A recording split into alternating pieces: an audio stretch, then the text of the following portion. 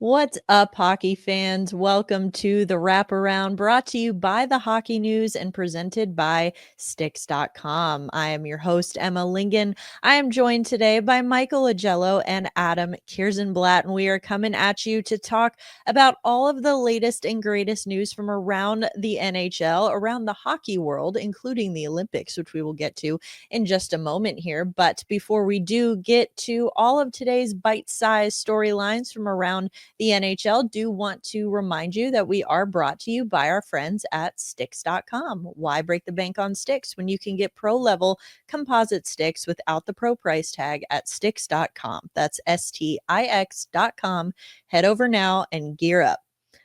All right, it is the dog days of summer. It is August, though. It is officially August, so we are just a little bit closer to NHL hockey being back. But for now, did mention earlier, Olympics. We've got some updates there. So, Hockey Canada released their 2025 national team orientation camp rosters, both men and women's. We're going to focus on the men's for today. We're reacting to this in real time. It quite literally was just announced. So, want to look at the men's roster here for Canada for the orientation camp ahead of the 2026 Winter Olympics. So, looking at the roster, it's 42 names long.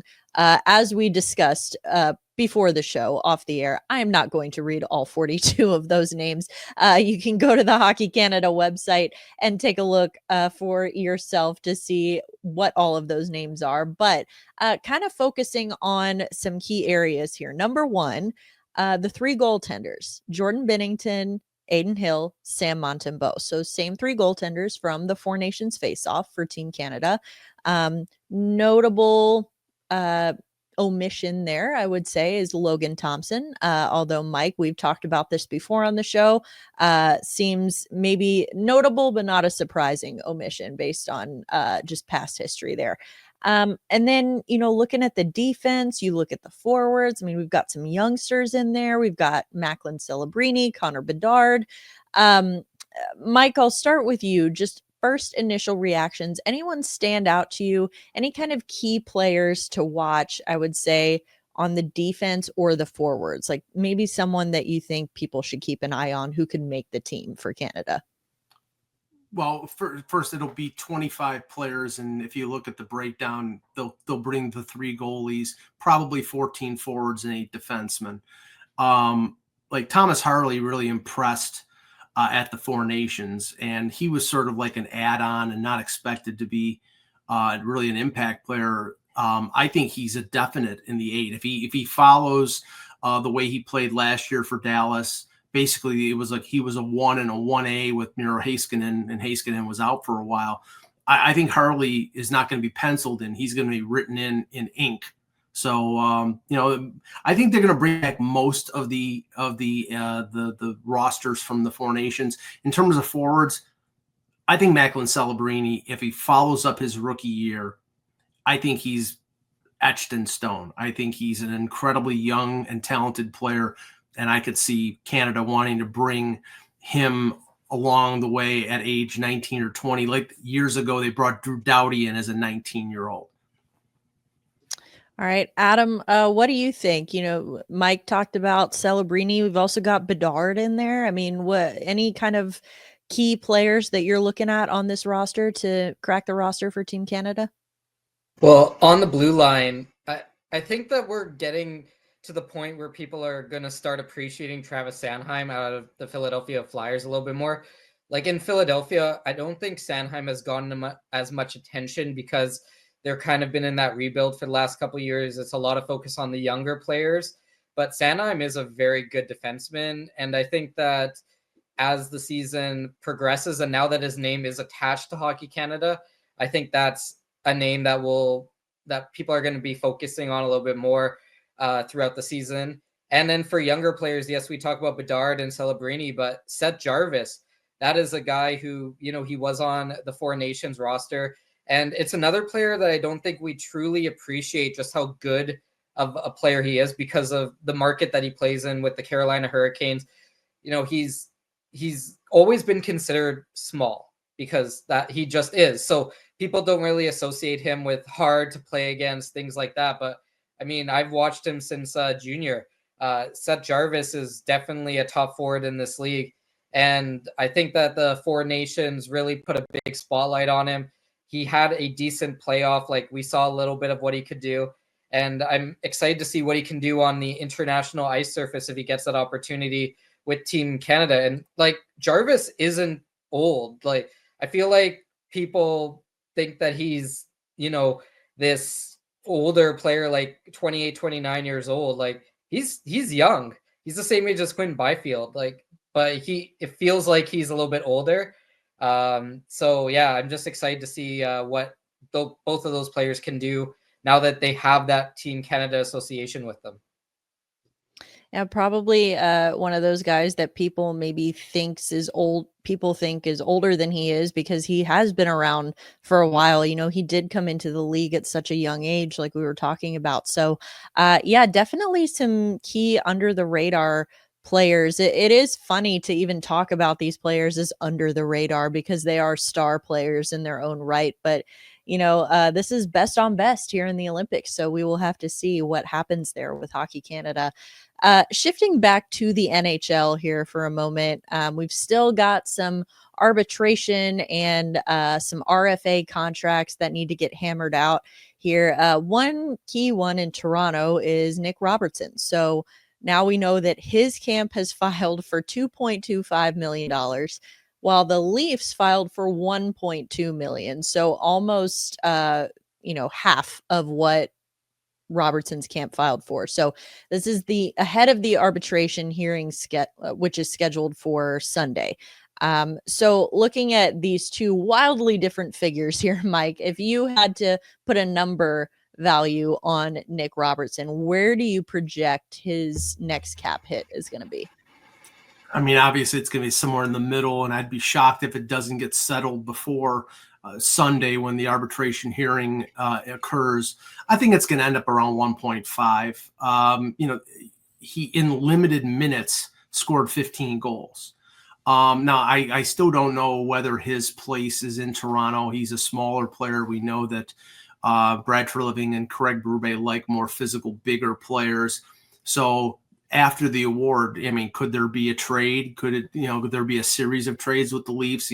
David Kampf, Kyle Yarncroke's names have been mentioned. They're still supposedly in on Jack Roslovic, who hasn't signed. So whatever Robertson ends up settling on or agreeing to, or what the arbitrator decides on, may kick in a number of things afterward. Adam, what do you think? If you had to put a figure on this, where do you think they land?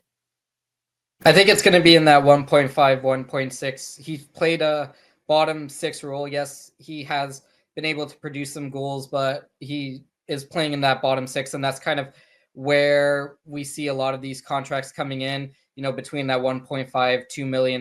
But I'm very curious to see if they do a 1-year deal or if, they do a little bit of an expanded deal here. Like, maybe that conversation changes around if they want to keep Robertson or if they want to trade him. Because if they want to keep him, then maybe they try to lock him up for a couple years rather than have a 1-year contract and then have to deal with contract negotiations again next year or trade So I'm more interested in the term than the money on this one, because there's a lot of possibilities that can open up, especially if you do a long-term or 3-year deal on this one.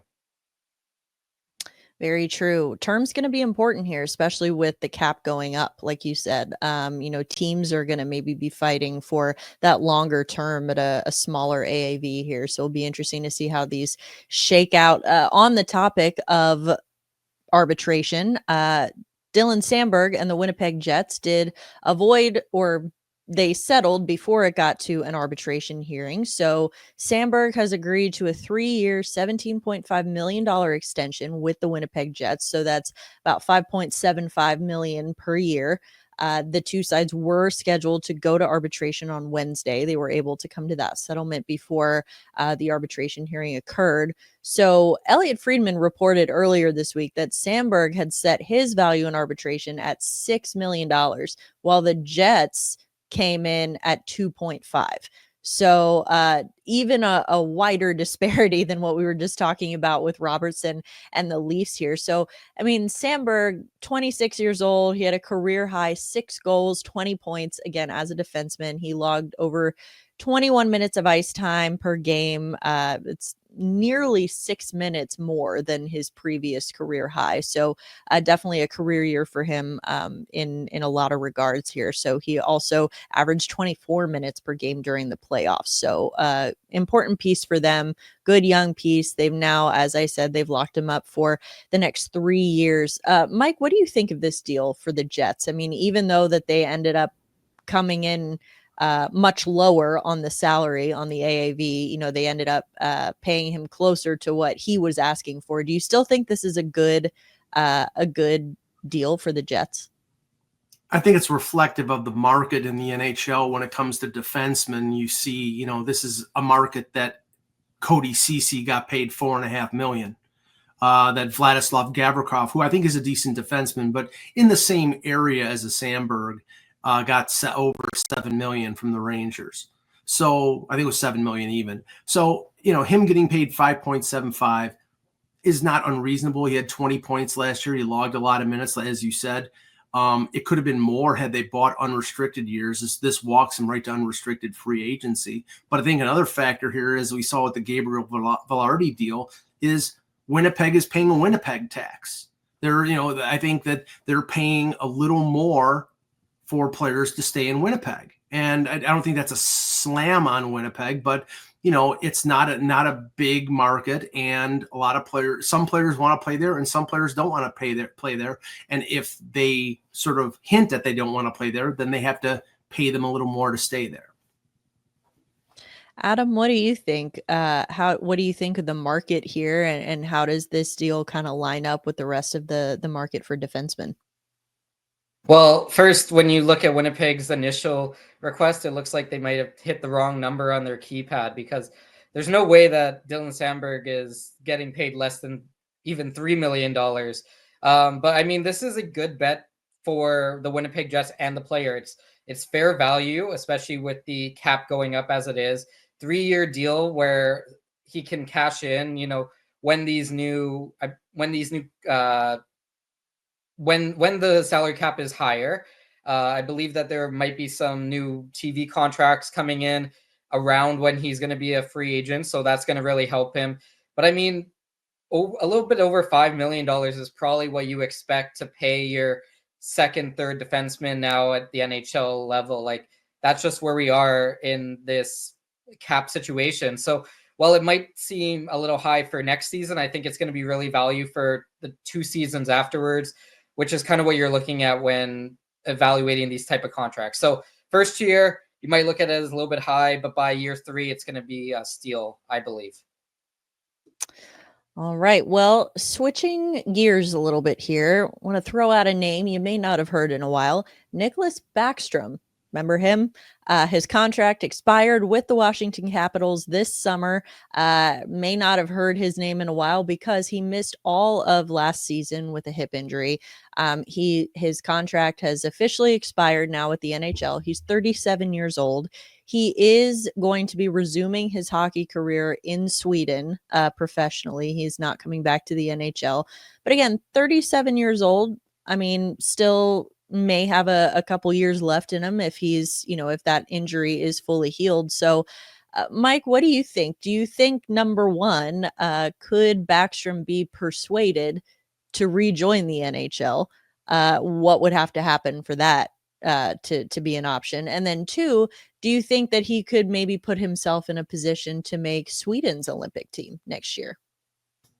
Anything is possible, but the way his career in the NHL ended, with 1 assist in 8 games and just not being able to keep up with the pace of play, I would find it hard to believe that he's going to make it back to the NHL.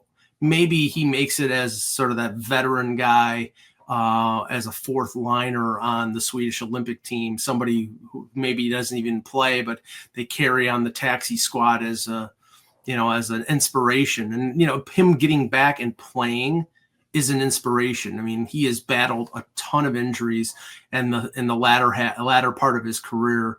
And, I think it's arguably a Hall of Fame career. He won a Stanley Cup in 2018 with the Capitals. I hope he has some success in the SHL, but I really would be surprised if he ends up back in the NHL at all. Yeah, Adam, what do you think, specifically about the likelihood that he ends up on Sweden's Olympic roster, even like Mike said, as a reserve player? Well, when you look at Sweden, they're going to have some players who play overseas on their roster. That's usually just kind of how they build their roster. They include players who are playing in the SHL a lot of the time. But yeah, I could see him being on, the taxi squad, or even there just like as an ambassador, because a lot of the time these teams will have, former players that are ambassadors to the team, and they're the ones who, drop the puck or are part of those ceremonies. Like I could see him doing that.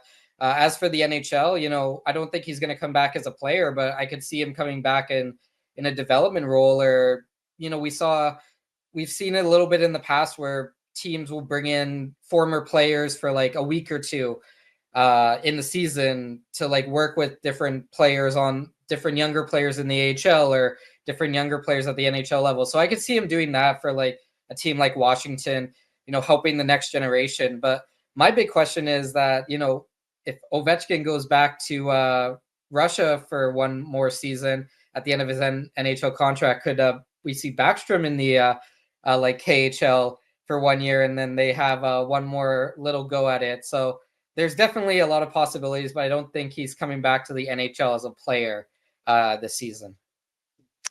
Yeah, no, that's an interesting possibility as well. I'm sure Capitals fans would be all over that reunion in the KHL. So something to keep an eye on there.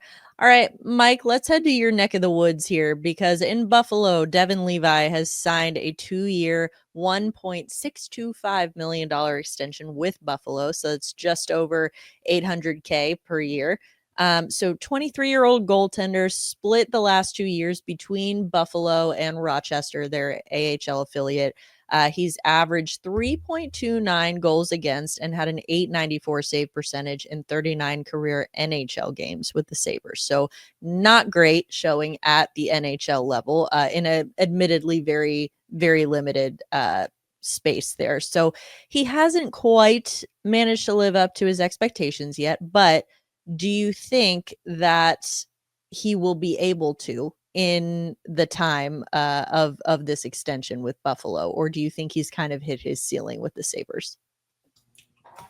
I think that if Devon Levi has success in the NHL, it'll be someplace other than Buffalo. The fact that they brought in Alex Lyon on a 2-year contract and paying him $1.5 million means he's the backup to Ukko-Pekka Luukkonen. And even if Levi stands on his head, he's waiver exempt. He can go down to Rochester. He's had 2 good years in the American Hockey League. It's in a way similar to the Askarov situation with Nashville, where he played down in Milwaukee for a couple of years. And at a certain point, when he wasn't waiver exempt, he said, or I think he was waiver exempt for 1 more year. And he said, I'm not going to Milwaukee. Well, Devon Levi hasn't said that, but he really had no bargaining position. He was an RFA with no ARB rights and couldn't take an offer sheet. So he was stuck. So he signed probably the deal that they offered him.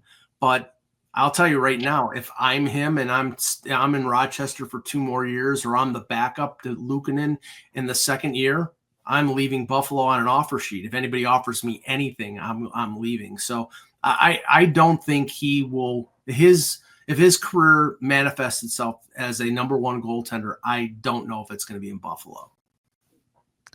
Yeah, Adam, what do you think? Again, very limited showing in the NHL, so hard to give a really good, evaluation of his ceiling at the NHL level. But what do you think? Do you think that he can maybe reach that outside of Buffalo, or has he just kind of plateaued? Well, I think when you're talking about young goaltenders, you also have to look at the system around them. So Buffalo, we know, it can be an adventure, on the ice in the defensive zone on occasion, and that's not a great place for a young goaltender to learn the NHL. The AHL, as for the AHL, it's just that's very chaotic. Like, there are some goaltenders that just thrive in the AHL, but they don't thrive in the NHL just because they are better at reaction rather than structure. It's just part of the goalie development. But like, if you're Buffalo, you should try everything to keep Devon Levi. Like, this is a good goaltender, a good young goaltender that can maybe be a backup to your situation now. I don't know if he's going to be a starter. Like, that's still up for debate, but I think that he can be a reliable backup that can get you 30 games, especially with the NHL season expanding after next season to 84. Like, this is a guy who can play 30 games a year. So I'm interested to see, if Buffalo fixes their structure, if that enhances Levi's numbers when he gets there, or if, his future might be somewhere else. But we look around the league, there's not a lot of teams that need a young goaltender. Like, there's a lot of teams that have shored up their goaltending prospect pool to an extent. Like, I mean, if you're looking at a team, Edmonton is probably one of those teams that is looking for a younger goaltender. So we'll see exactly what happens. But yeah, I think that if you trade Devon Levi, it means that there's bigger issues in your system and that something has to change just in the way that they play defensively. Because that's a really strong goaltending prospect, and he should be having a little bit more success at the NHL level than he already is. All right. Well, food for thought there for sure. Let's head up to Calgary really quick. The Flames, they have their prospect, former OHL defenseman of the year, Zayne Parekh, declined to join Team Canada's World Junior camp this week for precautionary reasons, because he had a lower body injury that he was dealing with late last season. So the Flames also announced, though, that he will be a full participant in their NHL training camp this fall. So, Mike, do you look at Zayne Parekh and think that this is a guy who could potentially crack the Flames roster out of camp this season, or if not, at some point? He's one of these players that after scoring 107 points in junior, how much more does he really have to prove at that level? But the new CBA doesn't kick in until next July, and he can't play in the American Hockey League. So it's either he makes the NHL or he goes back to Saginaw. And I think they'll probably keep him around at least for the 9 games and see whether he can play at the NHL level. I mean, he's got the offensive ability, no doubt, but it's, I think, the defensive end of the game that is in question. And I think they'll give him a look. I think they'll give him a long look because he is a talent. But I also think they recognize that a young defenseman getting exposed early in his career can hurt him down the road, and that maybe, going back to junior for another year is the lesser of two evils. Yeah, they always say defensemen and goaltenders, they may take a little bit longer to cook, a little bit longer to develop before reaching the NHL. So the last thing you want to do is send a guy up before he's ready. But Adam, what do you think looking at this player? I mean, of course, he'll get a long look, an extended look at camp, but what do you think is the likelihood that he cracks the Flames roster out of camp this year? I think that they're going to give him a couple games at the NHL, but I mean, it depends on what Calgary's plans this year are. Like, if they want to make the playoffs, it's a really big gamble to have Parekh in the lineup for all 82 games. Not because of skill, just because we don't know exactly where he is development wise at the NHL level. Like, he could come out of camp and just blow everybody away, be stronger defensively, produce offensively, but he could also struggle, and you have to really make a decision that's best for the player. I think in the end, it's going to be the AHL next year. Like, he might not have a ton to learn from the junior league just because of what the skill level is, but that's a place that, he can build confidence. he can go on another Memorial Cup potential run. If Canada wants to bring him in for the World Junior team, that's an opportunity to test yourself against some of the best players in your age group. So I think that Calgary has a solid defense. It also depends on what they do with Mackenzie Weegar and Rasmus Andersson. Like if they start moving some pieces out, then that opens space for younger players. But I think just based off of what it looks like Calgary is doing, it looks like they're going to try to make a run at a playoff spot. So I don't know if that includes Parekh on their roster or if they want to go with a more experienced, a more defensively strong team, and that could push Parekh back to the OHL next year.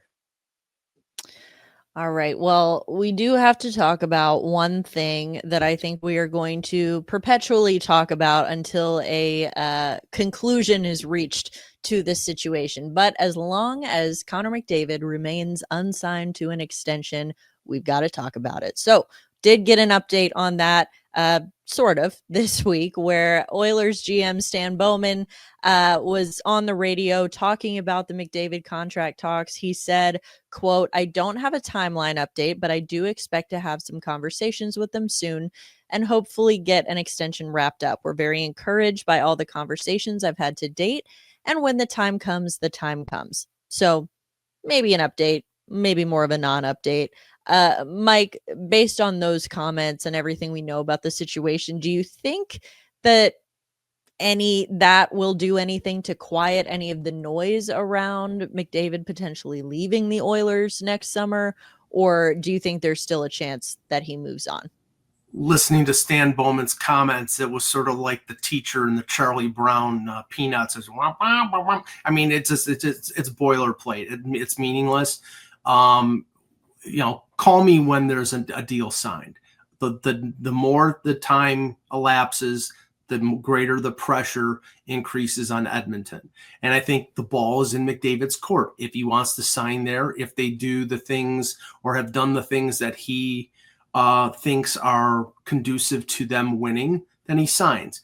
I don't know whether he's going to sign a 4 or 5 year deal, as has been reported as a possibility. I think he's probably going to sign a shorter term deal, maybe 3 years, because with the cap going up, he could hit an 8-year deal at age 31 not 8 year. Now it would be 7 year for Edmonton or 6 years someplace else and make 20%. So I think that it probably gets done in September when training camp opens. He's over in France for Leon Draisaitl's wedding, so I don't think anything is going to break right now. Adam, what do you think? Do you think that there's anything to this noise about McDavid maybe leaving Edmonton after next year? Or do you think that this eventually gets done? I mean, it's the same as it's the same as here in Vancouver with Quinn Hughes. Like all of a sudden, people have been talking about how Quinn Hughes is going to leave, even though his contract isn't for another 2 years. Like there's going to be speculation until McDavid signs, his contract. I think if we're looking at it, it might be a 4-year deal and $20 million per. Like I think that he's going to be the first $20 million player in the NHL, especially with how the cap's going to go over $100 million. So very soon. So I think that's going to be an easy situation. Like the Oilers are just going to throw a blank check at him and say, "What do you want?" But I mean, until then, we're going to have does he want to play in LA? Does he want to play in New York? Does he want to play in Toronto conversation? Like, do we, with Toronto, like, is it going to, the headlines for as long as he doesn't sign are going to be like, is this a Tavares situation where he wants to come back and play in Ontario? So we'll see exactly what happens, but I don't think the speculation will go away until he actually signs that contract. It's also like, it's just a tense time for the Oilers, right? Because you have Draisaitl locked up, you have Bouchard locked up now, and you need McDavid. Like you've been to the Cup final for the last 2 years. And it's just going to be very interesting to see what happens the longer this goes. And as we start getting into training camp and then December rolls around, like if you're Edmonton, you have to sign him like day one of training camp, or else this is just going to turn into a media circus. As if it hasn't already. Yes. Speaking of guys who are on expiring contracts heading into next season, Ottawa has 3 of those, and they are David Perron, Claude Giroux, Nick Jensen. Now, Jensen is the spring chicken of the group. He is 34 years old. Both Giroux and Perron are 37 years old. So looking at those 3 names, the highest paid of the group, also Jensen at $4.05 million for this upcoming season. Mike, do you think any of those 3 stick with the Senators beyond this season? And if so, which ones? I think Giroux will be the one that sticks past this season. He seems to have the most left in the tank. He scored 50 points last year. He took a sweetheart deal, a hometown discount to stay, bonus laden, but still a hometown discount. Perron had a terrible year last year. I think the only good thing about Jensen in terms of coming back is he's a right shot defenseman. They are very tough to find on the open market. So if they like him, they'll bring him back. But I think Giroux is the most likely of the 3. All right, Adam, what do you think? Yeah, I agree with Mike on this one. I think it's just going to be Giroux's just going to sign 1-year deals until he decides to rack them up with Ottawa. Jensen could return. Like, he's still, a okay defenseman, right shot, plays the penalty kill. But yeah, I think Giroux is just gonna keep signing there 1 year until he finally decides to retire. Yeah, I think that's probably our best bet here. All right. Let's head over to Colorado really quick. So this was an interesting one. Colorado seems like their contention window maybe was starting to close, may still be starting to close, but you really can't ever count out a team that's got Nathan MacKinnon and Cale Makar. Obviously, their biggest issue that they needed to address last season was goaltending. They did manage to address that really on the fly. Mid-season last year, they got Mackenzie Blackwood and Scott Wedgwood. So ending the season with a different goaltending tandem than they started with. Blackwood then really turned it on for Colorado. He ended up signing a 5-year extension with them, making $5.25 million. It's just a few weeks after they traded for him that he signed that extension. So he finished the year with a .913 save percentage and a 2.33 goals against average in 39 games with Colorado. So really, really strong showing from him. But that is a pretty limited sample size when it comes to the entire body of work of his career. So, Mike, when you look at Mackenzie Blackwood as a whole for his career, do you think that he'll be able to live up to the standard that he set for himself this past season, now moving forward into this extension with Colorado? Well, I mean, Blackwood was the heir apparent in New Jersey after Marty Brodeur and after Corey Schneider. So he was on an upward trajectory, and then injuries really hit him. He ended up in San Jose, and he started to play well in San Jose once he sort of got past the injury issues. And that did not factor in his performance with Colorado. I think that the understated part of this is Wedgwood. They destroyed Georgiev overplaying him a couple years ago at the beginning of the season. They needed a double feature there, a 1A and a 1B, and Wedgwood can play 25 to 30 games. So if they can limit the workload on Blackwood, I think he'll continue to be a good goaltender for them. Yeah, we saw Wedgwood do that when he was in Dallas a couple years ago when Ottinger got hurt, and he was able to kind of step into that role. So, he can, but like you said, they've got to be able to sort of trust him with that, maybe to extend the longevity of Blackwood there. Adam, what do you think? Do you think that Blackwood is able to live up to those standards that he set for himself last year? I think that when you play for Colorado, your wins are going to be high, but they play a very good defensive system. So, I mean, it's easier to be good in that system as a goaltender. Like, Blackwood isn't an elite goalie, but he's in that, 10 to 15 range of goaltenders in the NHL, which is kind of all that Colorado needs at the moment. Like, if you can steal a game or two in the playoffs, that's great, but they're not going to need him to stand on his head in every game in a 7-game series. So it will be interesting to see, and what Colorado does in the future. They don't really have a long pipeline of goaltenders in their system. So we talked about, Devon Levi earlier. Maybe that's somebody that they bring in to help shore up their goaltending situation. Because, right now, their goaltending situation is probably in the middle of the league. It's not bad, but it's not great. So any way that you can maybe bring in younger, stronger players, prospects, or even players under the age of 25 that can make a push for that backup position. If you're Colorado, that seems like an easy an easy win situation for you.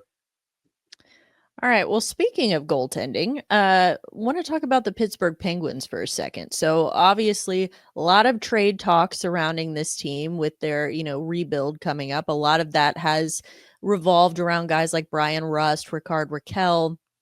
But do we think that there are any teams who could be willing to trade for Tristan Jarry? Now, before, anyone immediately reacts, I know the price tag is certainly high for what he brings to the table here. But he's very hit or miss, but when he's on, he is on. He had a tough year last year, of course. He had a career worst 893 save percentage in 36 games. He ended up getting sent down to Wilkes-Barre Scranton. He only managed a 908 save percentage in 12 games played, so slightly better there.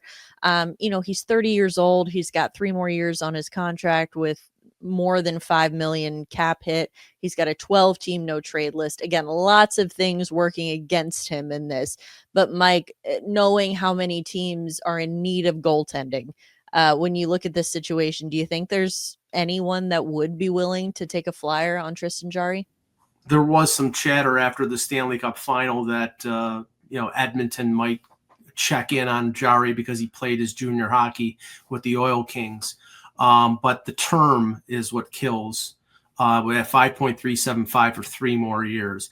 Kyle Dubas has 3 retention slots to move some of the onerous contracts that he has, like Erik Karlsson at $10 million, even though he's a really good player still, or Jarry, who has been up and down. He's going to have to retain 50%. And I don't know whether there's a stomach on the part of ownership for the Penguins to do that. And, if they start doing that, then you have to ask the question, when do they move Malkin and when do they move Sidney Crosby? All fair questions. Adam, what do you think? What do you think the future holds for Tristan Jarry? I don't think that his future in Pittsburgh is going to be a lot longer than it already is. I could see a situation where if they trade him, they're going to have to retain. But I do wonder if this is a guy that they potentially look at through buyouts, to clear up some cap space. I'm not 100% sure exactly how backloaded or how loaded his contract is. I believe it was kind of front loaded, so there might not be a ton of relief, but even just getting that, just a little bit of cap space back and a little bit of, or like a roster spot back, that is big. But as Mike said, this is an ownership where there's a lot of news going on in the Pittsburgh Penguins ownership group surrounding sales and how much money the ownership is willing to eat on this team right now. So that also plays a factor. But Jarry is a good backup. He's not a starter anymore, but he can play, that 25, 30 games and give you some decent performances. He has that history in the playoffs. So we'll see, but I don't think he's going to be in Pittsburgh for much longer. Yeah, I don't think so either. Want to wrap up today, kind of switching gears a little bit, but final thing that I want to talk about that I think is very interesting here. I know, Mike, you and I have talked on the show in previous weeks about the new CBA and some of the changes that that's going to bring here. But one interesting detail that we have not yet discussed here on the show, and Dan Milstein, agent, was recently talking about this on a podcast. He mentioned it, that this new CBA closes a loophole where previously teams could draft Russian prospects, let them continue to develop in Russia without paying them, hold on to their rights for longer than players in the North American leagues, and then bring them over when they're ready to fit in right away. So we've seen that play out very recently. We're seeing it play out every year here. So teams like the Hurricanes, for example, have taken advantage of it. We've seen other teams take advantage of it as well. But that loophole now getting set to close in this new CBA agreement. So, Mike, I'll ask you first. Do you think that this is fair to make the draft rights the same across the board, or is this going to hurt more teams than it helps? I kind of think of like in Major League Baseball, for example, and the differences between international prospects and then domestic prospects, and how international prospects can't be drafted but domestic can. So it's like there's all these different rules. It's kind of the Wild West. I understand the desire to sort of make it all uniform, but what do you think of this new rule, or this closed loophole, I guess? Well, it was always an uneven situation where a player drafted out of Sweden or Finland or Czechia, there were transfer agreements available between those countries and the NHL, and there was certain guidelines set up. And if you're a team like the Sabres, who drafted a whole bunch of Russian players in, say, 2020 or 2021, some of those players are still over in Russia. They've not been signed to contracts, and they still retain the rights to them. So I agree with sort of an equalizing of the playing field, and we've seen that in the new CBA with the Canadian players in the CHL and with players in the NCAA, where it's equalized now. So yeah, I think it should be equalized across the board, and if this new CBA does that, then that I think that's a much fairer thing to do. Adam, what do you think? Do you think overall the benefits are going to outweigh the negatives in this new system? Well, I think with Russia, it's always a little bit complicated because of how their contract structure is set up, as in, players can just kind of cancel their contracts in Russia and move over to North America.